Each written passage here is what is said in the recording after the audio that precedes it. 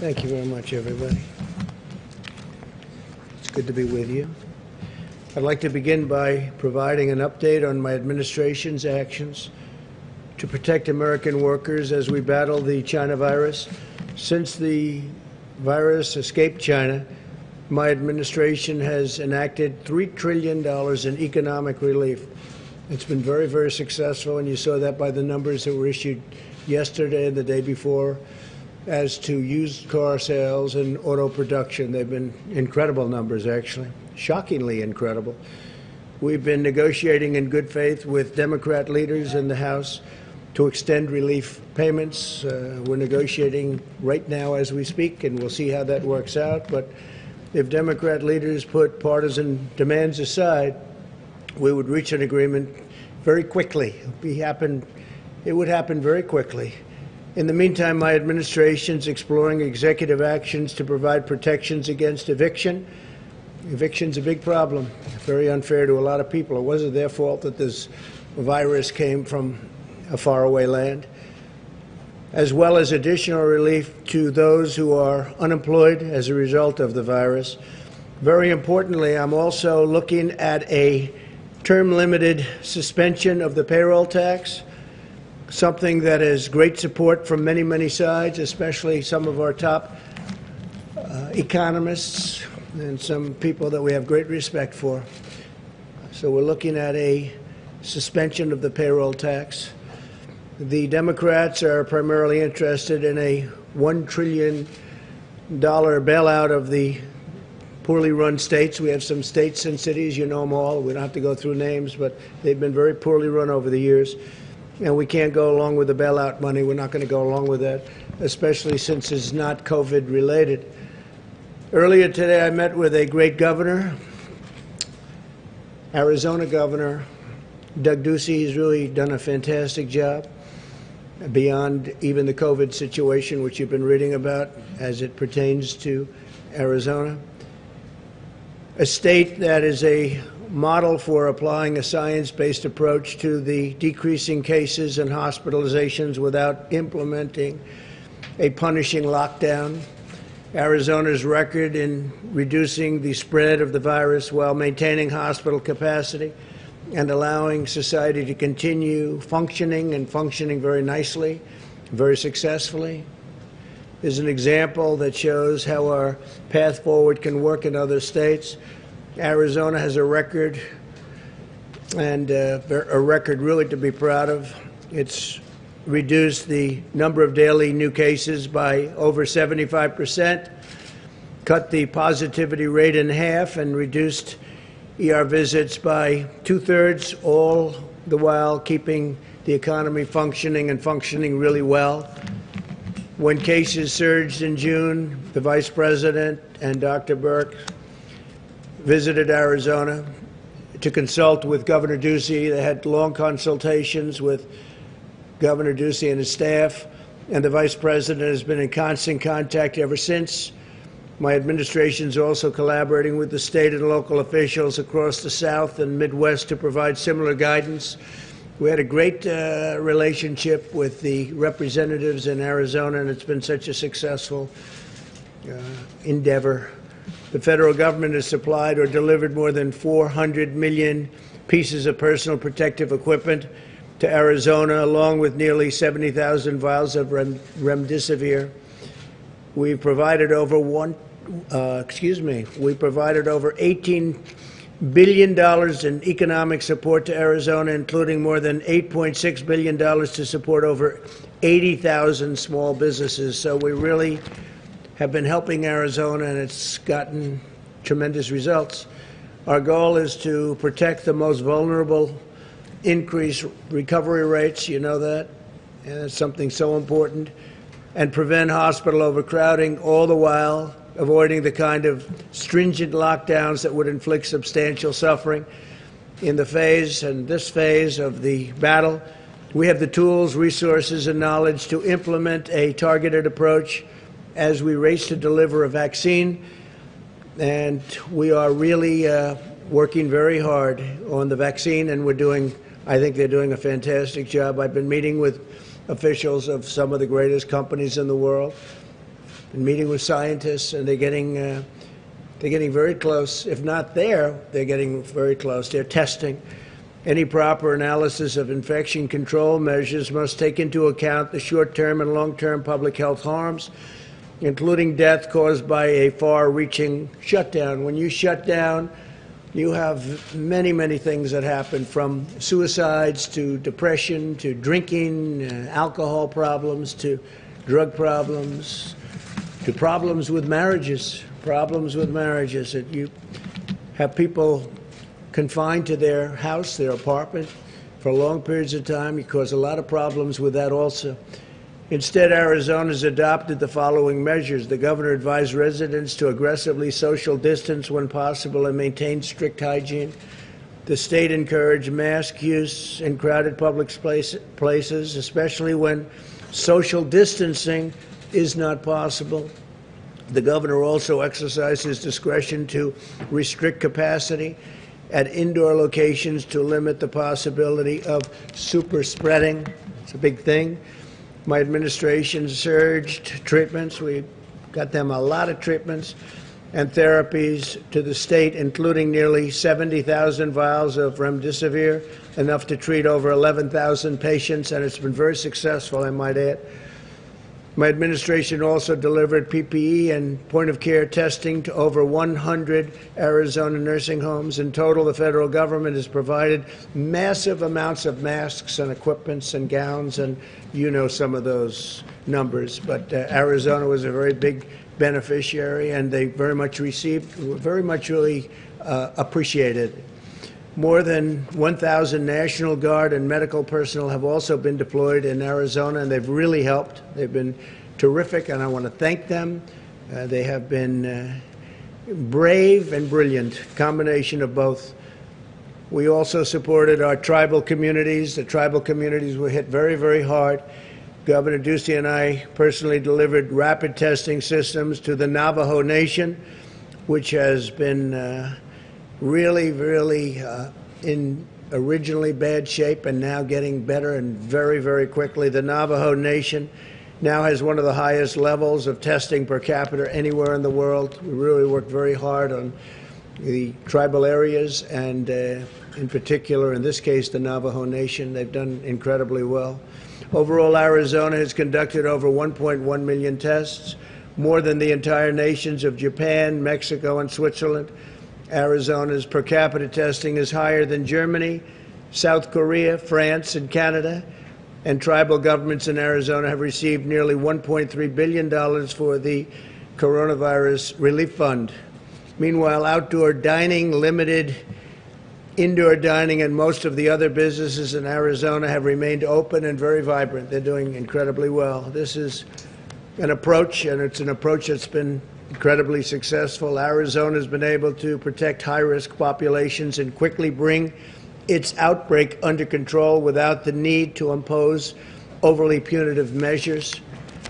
Thanks to advances in treating the virus, the fatality rate across all age groups in Arizona is very low. Arizona's scientific and data-driven strategy also preserved hospital capacity, ensuring that those who need care were able to receive it and receive it immediately, very quickly.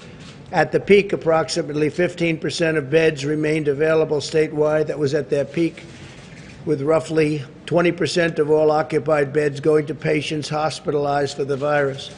They kept other things going. They kept other forms of operations going. They kept elective surgery going. Did a really amazing job. Today, only 6% of the current hospitalizations in the state are related to the China virus. Arizona has also demonstrated success in protecting the state's African-American population. Only 5% of patients hospitalized were African-American, and African-Americans represent just 2% of all deaths from the virus.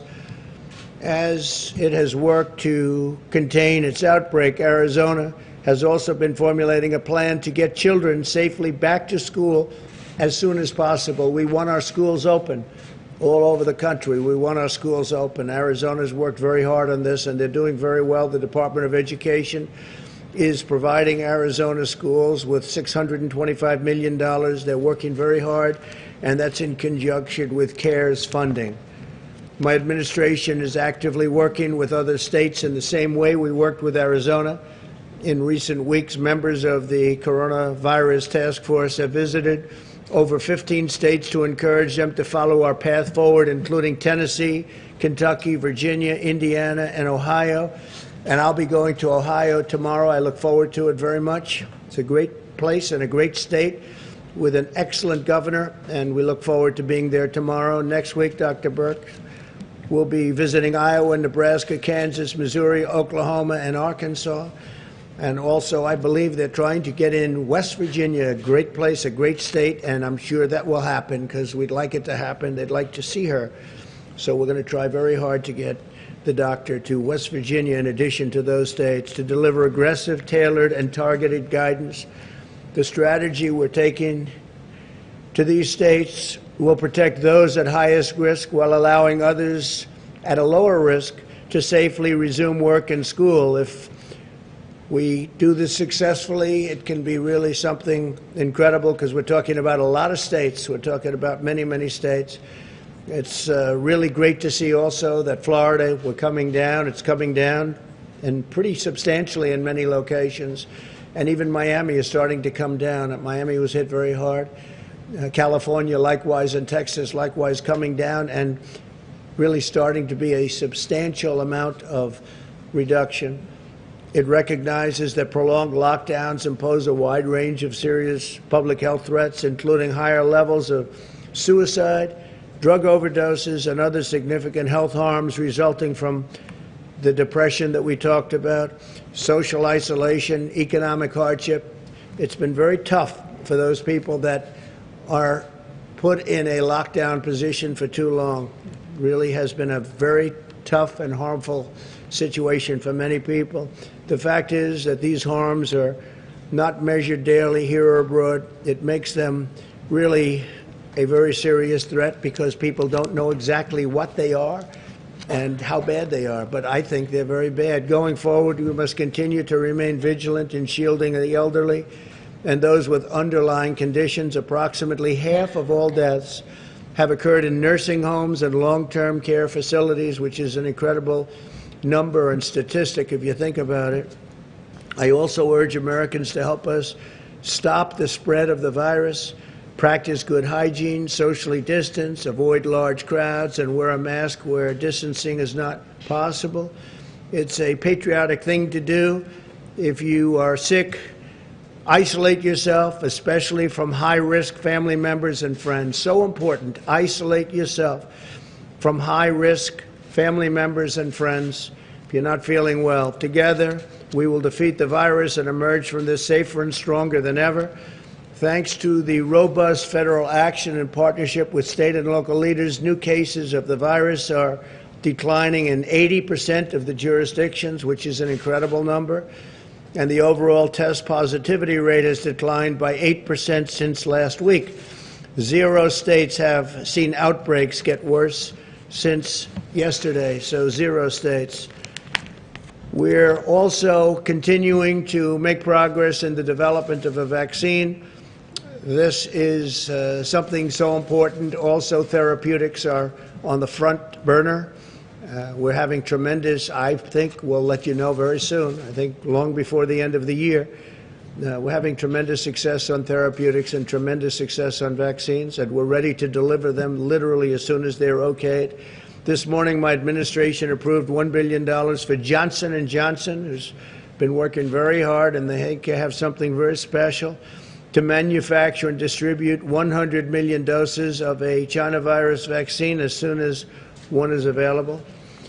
And again, we think that's going to be soon, and we think we're going to have the vaccines before the end of the year, maybe long before the end of the year. Finally, today I'm pleased to announce that the Department of Justice has issued $35 million in grants to 73 organizations nationwide, providing assistance to human trafficking victims, a terrible thing. You think of human trafficking as being an ancient form of crime. It's not. Because of the internet, it's a very modern crime all over the world, not just here, all over the world, human trafficking. It's usually in women or women and children, but it's, again, because of the internet, It's a terrible situation, never been like this. And also survivors who face heightened dangers during the pandemic. It's actually increased during the pandemic. I guess some reasons are obvious and some reasons are less obvious, but human trafficking, we're working very, very strongly. The wall is up to 277 miles right now, and it's going up by the end of the year. It'll be largely finished shortly after the end of the year. And it's had a tremendous impact, a very positive impact on human trafficking, unbelievable impact, actually. My administration will never rest in our fight against the human trafficking. To me, it's one of the most horrific of crimes, and we work very hard on that. With that, we'll take some questions. Please. Two quick questions. Thank you, Mr. President. First of all, you said that voting by mail is an invitation to fraud. Could you lay out and tell us exactly where the evidence is right now that mail-in ballots in Nevada and other states will lead to widespread fraud? Well, if you read, even the Washington Post had a terrible story on mail-in, and the New York Times, and many newspapers have had terrible stories. You see them all over the internet. They've had some just horrible stories on mail-in ballots. You look at Arizona, you don't even have to have, as you know, they have a provision where they don't have to check signatures. So you sign it and you could have a totally different signature. It's okay. It won't be approved. They have the right to go 7 days after the election for approval. So you're not even going to know who won the state of Nevada. Oh, you were talking about Nevada. Oh, well, I just wanted to point out we did call Nevada's Secretary of State's Office Election Division, and the spokeswoman there said that that simply isn't true, Mr. President, and that Nevada will continue to check ballot signatures against voter registration cards. It's done at the county level. Okay, but that's not what they said when they approved it. They said they're not going to check signatures. They're not going to be able to, and their machinery, which is old, doesn't allow them to. So they're going to be. It's going to be physically impossible for them to do that, especially in a short period of time. In addition, you have the November 3rd election, and they're allowed to count votes until 7 days after the election. So what does that mean? If Nevada, which is a big state and a great state, a state I like very much, and I think we're going to do very well there, are we going to wait a week after November 3rd if it comes down to Nevada, which it could very well? I don't think so. I don't think it's appropriate. So with all of the bundling that you're going to have, with the harvesting you're going to have, with people being sent ballots all over that have maybe nothing to do with the state anymore, it's a terrible thing. In New York, they had the Carolyn Maloney situation, and I criticized it badly over the last 2 years and 2 days. I mean, I gave it some very, very strong criticism, and all of a sudden, like a miracle, they just approved the winner. Well, what happened? Did the person that was second concede the race, even though it was very close and all mixed up? They have a terrible situation in New York with the ballots, you know that. And as soon as I said, well, I think you should have a new election, because the election, obviously, they're not going to know what to do. I think you should have a new election. They all of a sudden announced a winner. I assume it was her, but they announced a winner. Well, I don't agree with it. Did somebody speak to the person on the other side, the opponent? Did they do something for the opponent on the other side? Take a look at Paterson, New Jersey. Take a look at many things. It's all over newspapers what's going on with the mail-in ballots. They send out millions of ballots. They're totally unprepared to do it. And then they come back in the millions. It's going to be a disaster. I'm doing our country a big favor by bringing it up. And, you know, from a common standpoint, even common sense standpoint, if you look at it just out of common sense and pure, basic, beautiful intelligence, you know it can't work. Now, Florida's worked very hard for years and years on developing a system, and I'm sure they probably have problems also. But absentee ballots are different than mail-in ballots, what you call universal mail-in ballots. Are much different. You have to apply for it. You have to do different things, and it's a much better system, and it's a system that can be reasonably accurate. But there's no system like going to the poll and voting.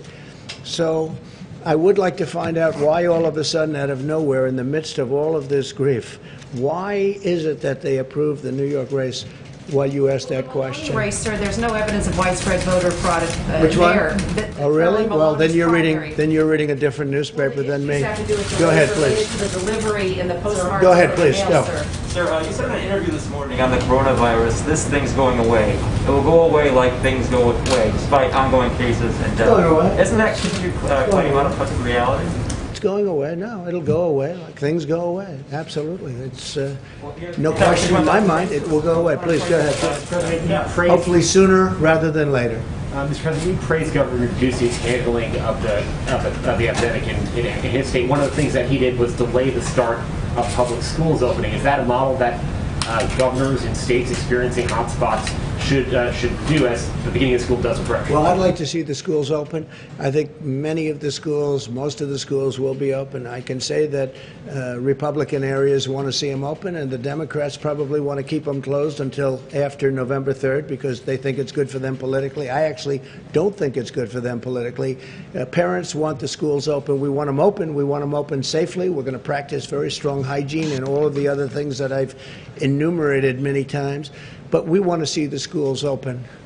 You're encouraging states to follow Governor Ducey's model here, and what part of that model was his model? I just think he's done a very good job. I mean, he's really done a great job. You look at the numbers, you look at how it's dropped, and very rapidly, he's done a great job. He's a great governor. Please. In an interview this morning, Mr. President, you were talking about opening the schools, and you said children are virtually immune from COVID-19, but children have contracted this virus, and some have died. When I say that, I'm talking about from getting very sick. If you look at children, I mean, they're able to throw it off very easily.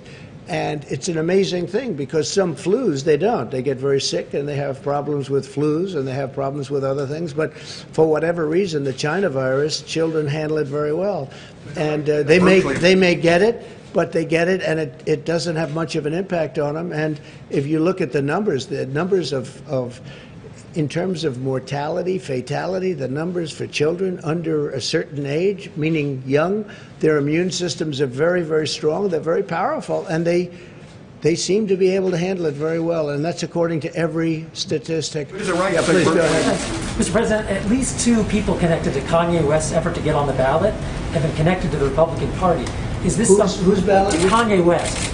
With Kanye he's getting West? on the ballot, including in swing states, and as you know, his wife has raised issues about whether he's having mental issues right now. So my question to you is... That Kanye West does? I don't know that. Who said that? His wife said he might be going through an episode. But anyway, my question to you is... I mean, I like him. He's always been very nice to me. Are you aware of any of the efforts... Kanye West. Are you aware of or have you encouraged anyone in the party to help him get on the ballot, including in swing states? No, not at all. No, not at all. Other than I get along with him very well. I like him. I like his wife. His wife recommended certain people, as you know, including Alice Johnson, who's a fantastic woman, but his wife recommended certain people to get out of prison. They were in prison for a long time, a long, long time. It should have never happened, and I took what she said very strong, Kim Kardashian, and she's got a good heart, very good heart. And I like Kanye very much. No, I have nothing to do with him getting on the ballot. We'll have to see what happens. We'll see if he gets on the ballot. But I'm not involved. Thank you, Mr. President. I wanted to ask you, the group of Republican senators are backing $25 billion in payroll assistance to keep the airlines being able to pay their payrolls. Do you endorse that plan? They're doing what? Republican senators senators want to go ahead with another $25 billion for airlines to keep their payrolls going. Well, if they need it, certainly that's a business. Some businesses are doing better than they would normally. Obviously, we know what those businesses are. And obviously, the airline business is not doing very well. You have shutdowns all over the world, and you have airlines that are essentially shut down. Some airlines are doing, modest. The best they're doing is modest. I think it's very important that we keep the airlines going. There'll be very good times very soon, I hope, and we don't want to lose our airlines. So if they're looking at that, whether they're Republican or Democrat, I'd be certainly in favor. We can't lose our transportation system. Yes, go ahead. I wanted to ask you, too, on Beirut. So there's been some question about your comments yesterday saying that it was an attack and that you'd heard from military officials that there was, an explosion, that it looked like some sort of a bomb. What it was. I can tell you, whatever happened, it's terrible, but they don't really know what it is. Nobody knows yet. At this moment, they're looking. It could. I mean, how can you say accident? Somebody was, left some terrible explosive type devices and things around, perhaps it was that, perhaps it was an attack. I don't think anybody can say right now. We're looking into it very strongly. Right now it's, I mean, you have some people think it was an attack and you have some people that think it wasn't. In any event, it was a terrible event and a lot of people were killed and a tremendous number of people were badly wounded, injured, and we're standing with that country. You know, we have a very good relationship with that country, but it's a country under a lot of turmoil, a lot of problems, but we stand with them. Thank you. You said earlier today that you are considering using the White House as the venue for your nomination speech. Senator John Thune questioned whether or not that's actually legal given the Hatch Act. Is this something that you would get clearance for? John Thune did, right? The Republican John Thune? Oh, okay. Well, it is legal. There is no Hatch Act because it doesn't pertain to the president. But if I use the White House, we save tremendous amounts of money for the government in terms of security, traveling. If we go to another state or some other location, the amount of money is, you know, very enormous. So that's something to consider also.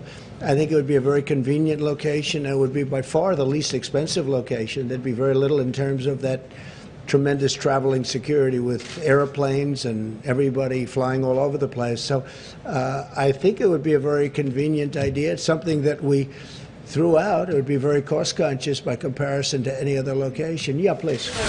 Yeah, your son, Don Jr., tweeted yesterday asking you to direct the EPA to reject the Pebble Mine in Bristol Bay, Alaska. It's a giant copper and gold mine, and the thinking is rejected in what way? Just reject its construction. The Army Corps of Engineers 2 weeks ago suggested it would be okay to proceed with the project, but it would. Sportsmen like your son are saying that it would be harmful to fisheries. Well, I've listened to both sides. I don't know of the argument yet, but I would certainly listen to both sides. My son has some very strong opinions, and he is very much of an environmentalist, and he was very impressed with what we did yesterday, because that's one of the great environmental bills, and beyond that, ever signed since well, I guess over 100 years, if you think about it. It's been a long time. But I will look at both sides of it. I had heard about it. I understand they're going to be doing a briefing sometime over the next 48 hours. It's going to go very quickly. I've done a lot for Alaska. I love Alaska. It's a special place. Anwar was one thing. The highway, Cove Highway, or whatever the new name is, whatever the old name is. We're getting approvals for a tremendous highway that's been sought for 40 years. They've been trying to get it approved, and I'm getting it approved. We've done a lot for Alaska. It's a special place, and I'll take a look at that. It's interesting. Yeah, please go ahead. Thank you, Mr. President. Two brief questions. First, your administration has praised ambulance drivers and the ambulance service for their role in dealing with the coronavirus. Sure. And recently there has been scuttlebutt that the ambulance associations, drivers and all, have not been fully reimbursed for the work they're doing. They said they are owed $2.89 billion, and they've only received $300 million from the Provider Relief Fund. Not 300 billion, no. Not 300 million. You mean 300 million? At the Provider Relief Fund at HHS. Are you going to look into this? I will. I just heard of it for the first time. The ambulance people have done an incredible job, as have the doctors, the nurses, the frontline workers. Law enforcement has been incredible. The military, FEMA. I mean, I could name almost every group. I can't tell you of a group that's done poorly, but the ambulance people have done it's a tough job too, very dangerous job, very tough job. I will certainly look in. I mean, you'd tell me something that for the first time, nobody is complaining about not getting paid too much, but we'll take a look at the ambulance drivers. The other thing, Secretary Esper said today that based on what he had heard, the incident in Beirut he felt was an accident. Now, he's disagreed with you on other things before. Do you have any comment about his remark? Whatever if that's what he heard, I think that I've heard it both ways too. I've heard accent, I've heard explosives, and obviously it must have been some form of explosives. But whether it was a bomb intentionally set off, it ended up being a bomb. But no, I've heard it both ways. It could have been an accident, and it could have also been something that was very offensive, and I wouldn't be very happy with that. And you have no problem with Just to that. follow up on that, Mr. President, even if you just have suspicion that the Beirut explosion is a bomb, do you have any plans of pertaining to U.S. assets in the region, for example? I mean, how are you looking into this? We're working very closely with the government, and we're working very closely with many different agencies, including the military, and we'll be able to figure it out. We already probably have figured it out. Thank you very much, everybody. Thank you.